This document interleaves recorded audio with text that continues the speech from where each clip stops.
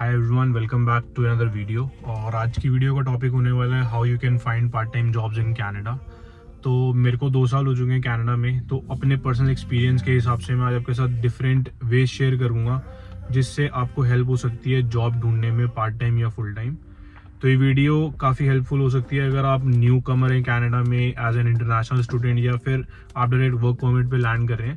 So just make sure to watch this video till end and I hope this video helps you out. तो पहला reason job ना मिलने का ये है कि यहाँ पर जो नंबर ऑफ स्टूडेंट्स है वो बहुत ज़्यादा एक्सीड कर रहा है। हर इनटेक में इतने ज़्यादा बच्चे आ रहे हैं जिसकी वजह से जो जॉब्स हैं, obviously number of jobs are limited but number of students in every intake is just crossing the line, जिसकी वजह से जो जॉब्स हैं वो बहुत ज़्यादा स्प्लिट हो रही हैं। तो ये पहला रीज़न है जिसकी वजह से जॉब्स बिल्कुल नहीं मिल रही।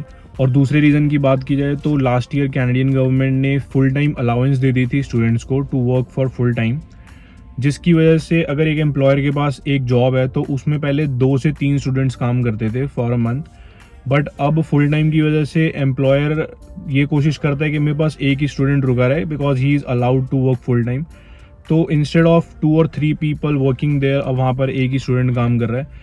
तो इस लॉ की वजह से भी काफ़ी ज़्यादा अफेक्ट हुई जॉब मार्केट के। जितने भी रिमेनिंग स्टूडेंट्स थे जो ऑलरेडी, अगर आपको जॉब मिली है then it's good for you, but जो न्यू कमर्स हैं उनके लिए जॉब मिलना बहुत मुश्किल हो रखा है इस time. So going with the first and most initial step, just make sure आप जितने भी लोगों से मिल रहे हो you are creating a new and good connection. So for example आप फ्लाइट में हो या फिर आप एयरपोर्ट पे हो या फिर आप किसी से भी थॉट्स एक्सचेंज कर रहे हो, just make sure that you are in touch with that person. तो इन सब कनेक्शंस बनाने से होगा ये कि जब आप सपोज 30 से 40 लोगों को जानते हो, उसके बाद आप टच में हो, आपके वो क्लासमेट्स हैं या फिर वो आपके बैचमेट्स हैं, आपके कॉलेज फ्रेंड्स हैं, या फिर आपको कोई एयरपोर्ट पे मिला, कोई फ्लाइट में मिला, इवेंचुअली बाद में किसी ना किसी की जॉब लगेगी। तो out of 30-40 people at least one of it could refer you to a job, क्योंकि कनाडा में मोस्टली जो जॉब्स हैं वो रेफरेंस के बेसिस पे ज़्यादा मिल जाती हैं एंड अगर आप एक न्यू कमर हो तो ज़्यादा डिफिकल्टी होती है जॉब ढूंढने में।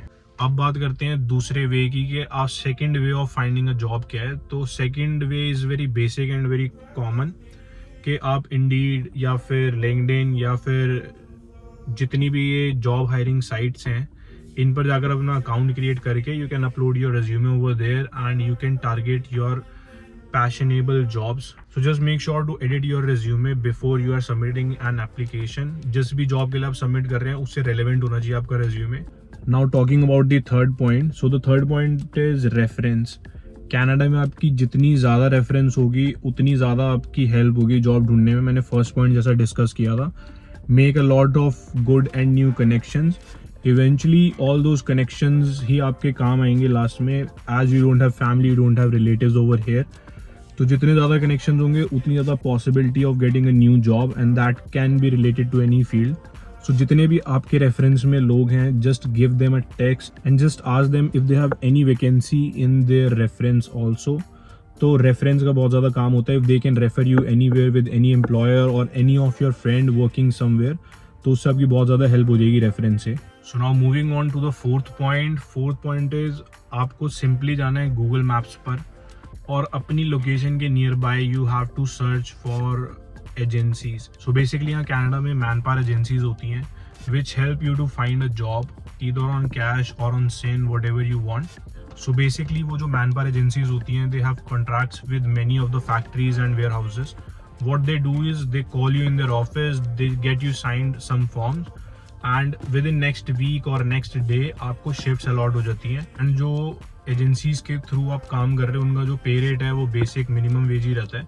ऑल्सो जो आपकी पे है वो डायरेक्ट आपको फैक्ट्री या वेयर हाउस से नहीं आएगी, your agency will pay you the same पे every week, by week, whatever their procedure is. So now let's talk about the fifth and most important point. तो आप कनाडा में जहाँ पर भी रह रहे हो या फिर जहाँ पर भी आपका कॉलेज है, बेसिकली आप कम्यूट कर रहे हो, आप अपने घर से डेली कॉलेज जा रहे हो, तो रास्ते में आपको ऐसे प्लाजाज दिखेंगे। Basically let's take an example of this, सामने भी है, उधर है, देन मेरे चारों तरफ इस टाइम जो ये प्लाजा है। सो अगर आप कहीं से भी कहीं ट्रैवल कर रहे हो और आपको रास्ते में ऐसा कोई प्लाजा दिखता है, so what you have to do is take a print out of your resume.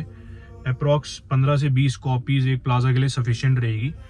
So you don't have to just drop your resume in every shop over there, every restaurant और every business. ऐसा नहीं करना। You have to walk into specific restaurant. You have to ask the workers over there कि आपका manager कहाँ पर है, उसकी अवेलेबिलिटी क्या है, मतलब मैनेजर से मैं कब मिल सकता हूँ। और आपको ये मेक श्योर करना है कि जो भी आपका रिज्यूमे है वो बेसिकली राइट पर्सन तक जा रहा है, या तो वो एम्प्लॉयर तक जाए या फिर वो मैनेजर तक जाए। एंड अगर आप पर्सनली मैनेजर या एम्प्लॉयर को रिज्यूमे हैंड ओवर करेंगे, so that is going to be more effective for you. But अगर आप ऐसे ही सारी शॉप्स में, सारे बिजनेसेस में अपने रिज्यूमे ड्रॉप कर रहे हैं, so that is not going to be of any help, because once you walk in, you drop your resume, किसी को नहीं पता वो रिज्यूम कहाँ है, किसके पास जा रहा है, कौन गार्बेज में फेंक रहा है, कुछ भी हो जाता है रिज्यूम्स का। So that will not make any sense. So instead of dropping your resume to any random person working inside, उससे अच्छा है कि आप रिज्यूमे अपना ड्रॉप ही मत करो। What you can ask the staff is कि when your employer or manager will be available because you want to meet them। क्योंकि अगर आप पर्सनली किसी मैनेजर या सुपरवाइजर से मिलके या एम्प्लॉयर से मिलके उसको रिज्यूम हैंड ओवर करोगे, that will make a different impression of yours. But अगर आप रैंडमली ऐसे किसी को भी देकर चले जाओगे रिज्यूमे, आपको खुद भी नहीं पता कि वो आपका रिज्यूमे राइट पर्सन तक पहुंच रहा है या फिर नहीं पहुंच रहा, और उसका क्या हो रहा है पीछे से। क्योंकि यहाँ पर basically every day a new person is working, और एक दिन में भी 2-2 3-3 शिफ्ट्स होती हैं, तो आपको खुद नहीं पता होगा आपने किसको रिज्यूम दिया, किसको हैंड ओवर किया।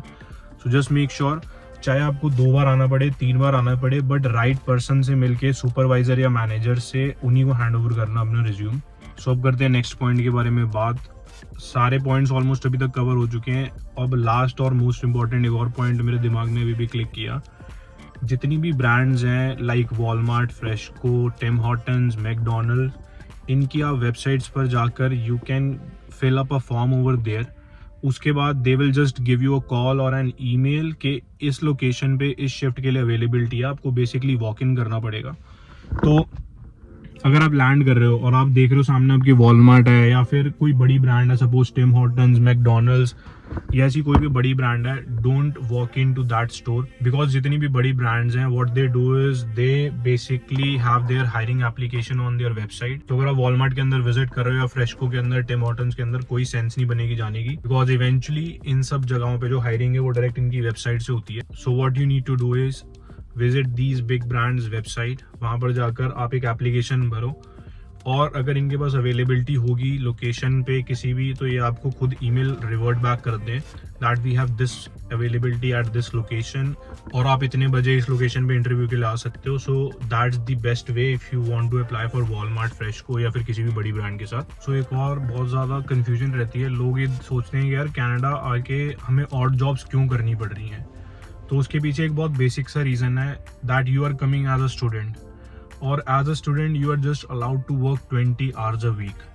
अब अगर आप किसी भी एम्प्लॉयर के पास जाओगे और आप बोलोगे कि यार मुझे कोई काम चाहिए, मुझे जॉब चाहिए, so obviously that employer is not going to give you a job. तो अगर एम्प्लॉयर के पॉइंट ऑफ व्यू से देखा जाए तो उसके पास एक है फुल टाइम एम्प्लॉय जिसको वो फुल टाइम वर्क दे रहा है थ्रू आउट द मंथ, और दूसरी तरफ उसके पास 3 या 4 ऐसे स्टूडेंट्स हैं जिसको उसे स्प्लिट करके काम देना पड़ेगा 20 आवर्स अ वीक के हिसाब से, तो उसे उसके लिए 3 स्टूडेंट्स रखने पड़ेंगे।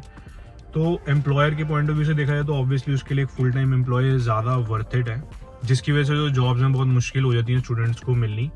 तो इवेंचुअली स्टूडेंट लैंड करते हैं कोई ऐसी ऑड जॉब्स, जैसे रेस्टोरेंट में आप काम कर रहे हो, या फिर आप फैक्ट्रीज में काम कर रहे हो, या फिर वेयर हाउसेज में काम कर रहे हैं स्टूडेंट्स। उसके पीछे मेन रीज़न यही रहता है because we never get full time jobs as a student. और एक और इशू आता है if you are a student in Canada, तो जैसे मैंने बताया 20 आवर्स से ज़्यादा आप काम नहीं कर सकते, but if you are just working 20 hours so you won't be able to meet your monthly bills. Obviously आप खाली 20 घंटे हर हफ्ते काम करके, महीने के आप 80 आवर्स काम करके, आप कनाडा में जो इन्फ्लेशन है उसको बीट नहीं कर सकते। So eventually student has to work on cash and that's something acceptable as well. तो ऐसा नहीं है आप खाली सिन पे काम कर रहे हो, मतलब आप ऑन पेपर सैलरी पे काम कर रहे हो और आपका खर्चा चलेगा। इनफैक्ट अगर आप इंडिया में भी खाली 20 घंटे हफ्ते के काम करोगे तब भी बहुत मुश्किल होता है खर्चे चलाना। तो ये तो फिर कनाडा है, यहाँ पे ऑलरेडी हर चीज़ इतनी महंगी हो चुकी है, रेंट, ग्रॉसरी, यूटिलिटीज़, देन आपके travelling expenses, everything is so expensive. तो उसके लिए स्टूडेंट्स को करना पड़ता है 20 आवर्स एक्सीड ऑब्वियसली। तो जब वो 20 आवर्स एक्सीड करते हैं तो उन्हें ऑब्वियसली अकाउंट में पैसे नहीं चाहिए, they have to work on cash. अब अगर आपको कैश पे काम करना है तो उसके लिए होती हैं बहुत सारी मैन पावर एजेंसीज। सो ये जो चीज़ है कैश पे काम करना, इसको इलीगल माना जाता है बट कनाडा में, बट एक्चुअली देखा जाए तो it's not illogical, it's basically logical thing that you have to work on cash अगर आपको एक्सपेंसेस मीट करने हैं. Just by working 20 hours a week you can not meet all the expenses. So यही main reason है कि students odd jobs क्यों करते हैं. जैसे हम देखते हैं काफ़ी स्टूडेंट फैक्ट्री में या फिर वेयर हाउस या फिर कोई ऊबर ईट्स कर रहा है या फिर कोई रेस्टोरेंट में काम कर रहा है. सो यही मेन रीज़न है कि आप ऐसी ऑड जॉब्स क्यों कर रहे हैं एज अ स्टूडेंट्स आकर, क्योंकि जो कनाडा के लॉज हैं towards Indians that's totally different and just to follow those laws we have to work odd jobs.